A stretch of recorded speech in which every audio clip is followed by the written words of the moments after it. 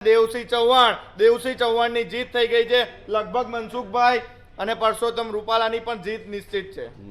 મને તમે સાંભળો, તમે હજુ 7મો થી 8મો રાઉન્ડ ચાલે છે. અમે કહું છું મિનિમમ તમે કીધું કે 3-4માં અમે આગળ છીએ અને 3-4માં અમે ફાઇટ આપીએ છીએ અને 100% જીતશું. 3-4માં 7-8 હતી, 5-6 અને હવે 3-4.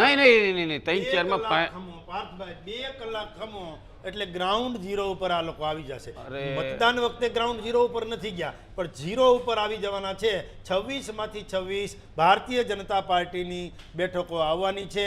એ કદાચ એમ કે આ આવી ગઈ ના આવી ગઈ. હમણાં ખેડા અમે આગળ છું એમ કહેતા હતા, આણંદ અમે આગળ છું એમ કહેતા હતા, પાછા પાટણ અમે આગળ છીએ એમ કહેતા હતા. ધીરે ધીરે બધો જ પરપોટો ફૂટી જશે. આ વાવાઝોડું વંટોળ આવે ને એટલે નાના નાના જે કાગળ હોય ને ઉપર ઉડતા હોય છે. ગેનીબેન બનાસકાંઠાથી આગળ નીકળ્યા છે. ગેનીબેન હા 100% મેં તમને શું કીધું કે જીતે છે, ગેનીબેન જીતે છે, અમિત ચાવડા જીતે છે. મેં એમ જ કહું છું, હજુ વારંવાર કહું છું, 3-4 સીટો અમે જીતીએ છીએ અને 3-4માં અમે ફાઇટ આપીએ છીએ. ચાવડાની વાત કરી, ગેનીબેનની વાત કરી, ત્રીજી કઈ સીટ? સુરેન્દ્રનગરની અંદર તમે જોઈ શકો છો. હજુ અમે આગળ આવશું. સુરેન્દ્રનગરની અંદર ગ્રામ્ય વિસ્તાર એવો છે કે જે લીમડી છે, જે લખતર છે, જે હળવદ છે, એનો ગ્રામ્ય વિસ્તાર કોંગ્રેસ સાથે રહ્યો છે અને રહેવાનો છે.